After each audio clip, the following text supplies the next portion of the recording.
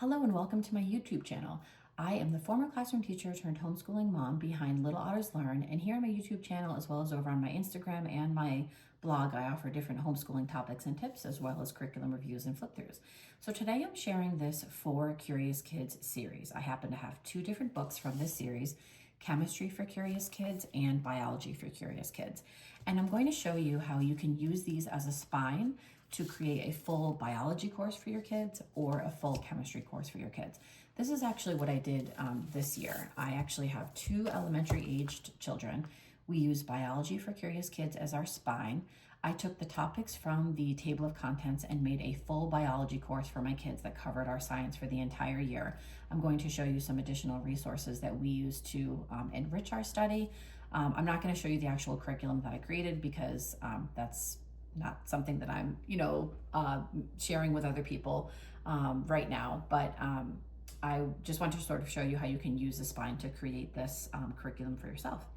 So this series, they have a couple of other ones too. I know they have a physics for curious kids. I actually got two copies of this. One of them was gifted to us by a family member, and then I purchased an additional copy so that each kid could have one as we went through our study this year. I think they're affordable enough that you can do that. So the way I set up our curriculum is I had these 6 units. So we had a microbiology unit, a botany unit, zoology, ecology, human anatomy, and evolution. We also had a final culminating project where I asked the kids to research an animal that was an endangered species, and they had to kind of write a report about the particular animal and also mention some of the conservation efforts that are ongoing to help increase the population of the animal. And I thought that was a way to kind of tap into the zoology and the ecology components of this. And we also, actually, I'm realizing I added an additional unit that was on conservation and environmentalism at the end.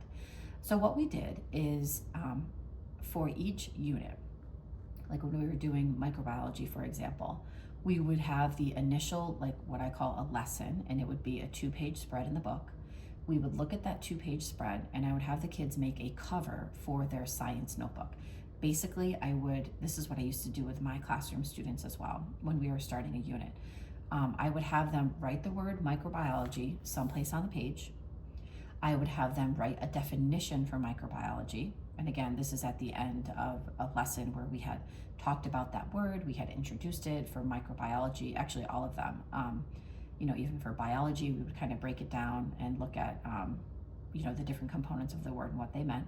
So they'd write the word microbiology, they would write the definition, and I would have them copy down any quote, any sentence from that particular set of pages, and then they would have to include some pictures. So I would do a checklist on a whiteboard, and we did it for all of them. So botany, write the word botany somewhere on your page. You could do fancy lettering if you want, write a sentence from that particular section, define the word botany, and then do a couple pictures. So it kind of ended up being like a collage, and it was a good way for them to kind of just initially kind of step foot into what this particular topic was. So when I set this up, I would say, okay, lesson 1, what is life? I would put these pages on my lesson plan. I would pre-screen any videos that were related to this topic. If there was a science experiment that we wanted to do, I would list that too. And then I would list the pages related to this topic and some of our other resources as well. And we went through this entire book that way. We would do science a couple days a week. So, day 1 might be, one day might be these pages.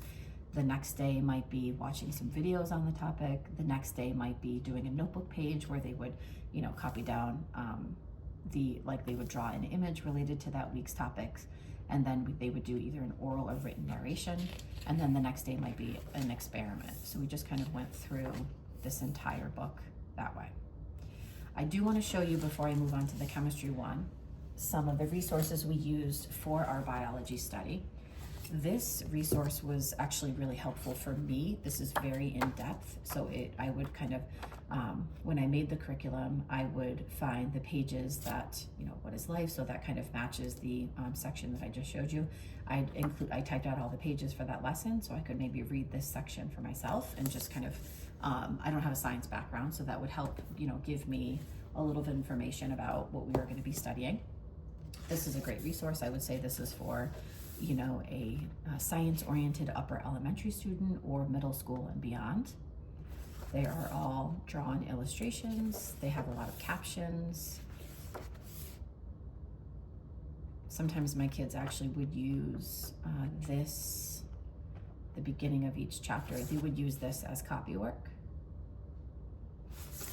This one, and then this is a Nomad Press resource. I love Nomad Press. I've talked about them extensively before.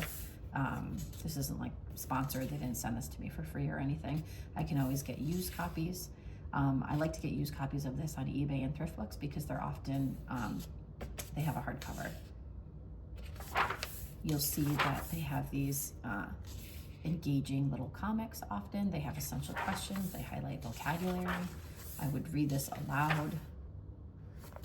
And then this other one is biology for kids. I have this one for biology for kids. I have math for kids. This is a great series too, because what it actually does is it has, in this one it has different profiles of biologists and then an activity that's kind of inspired by their work. The illustrations are beautiful. So then here's like an activity that's inspired by that particular biologist's work. Okay, so that's the biology one. And I haven't used this one yet, but I think I'm going to do something similar for, we're not actually using this for a full course in science like we did this past year with biology. I think I'm going to make a smaller version of the curriculum that I created for the biology one. I think I'm going to make a smaller version for my oldest student. So here's the chemistry for curious kids. You'll notice that it's broken into chapters, which you could easily make into different units. And it's, the same style. So you have your introduction here, the amazing world of chemistry. And then chapter 1, you have an introduction to the concepts that are going to be in that chapter. I would often, in the biology one, use this page. We would just sit with this first page and I would say, tell me what you see, what do you notice, what do you think this chapter is going to be about? Sometimes they would use this as their kind of unit cover page. They would copy those pictures down. So this just makes for a great spine. It really does make for a great, when I say spine, I mean kind of like main text for your topic. It has a nice 2-page spread. It's not too much information. The illustrations are great. Okay, so that's chemistry. Some additional resources I'm going to be using, pardon me while I reach over here, for our chemistry study are here. So you have this Osborne Lift the Flap periodic table. So I'm sure some of you are familiar with this. This is just like a good book to kind of sit with and explore. To be honest, I find a lot of these resources at local thrift stores. This one came from a thrift store, I'm pretty sure. So we'll use that.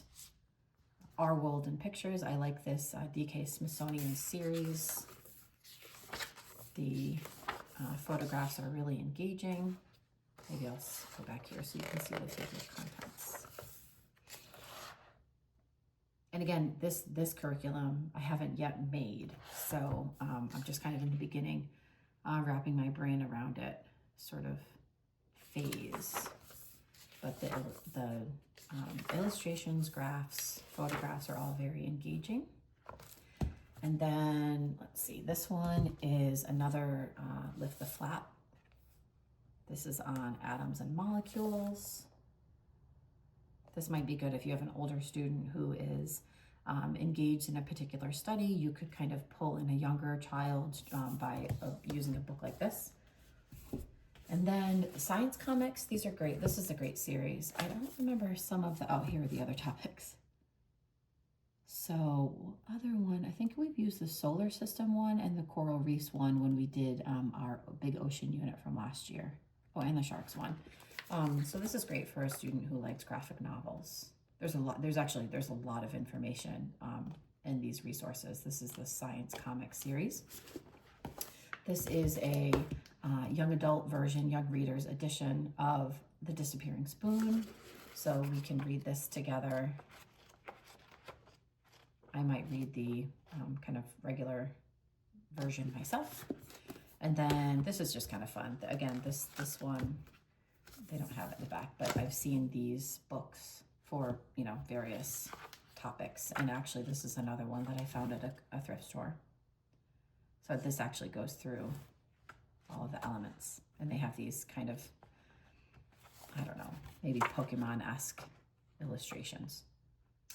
Okay, so definitely if you have any questions below, please let me know. These are just 2 resources. I really like this series, and it's just kind of a way for you to approach a study in science where maybe you don't want a full curriculum, maybe you get overwhelmed with full curriculum, and you just want to do something that's kind of, you know, something that you're developing on your own. If you have any questions, please let me know down below, and thanks for watching.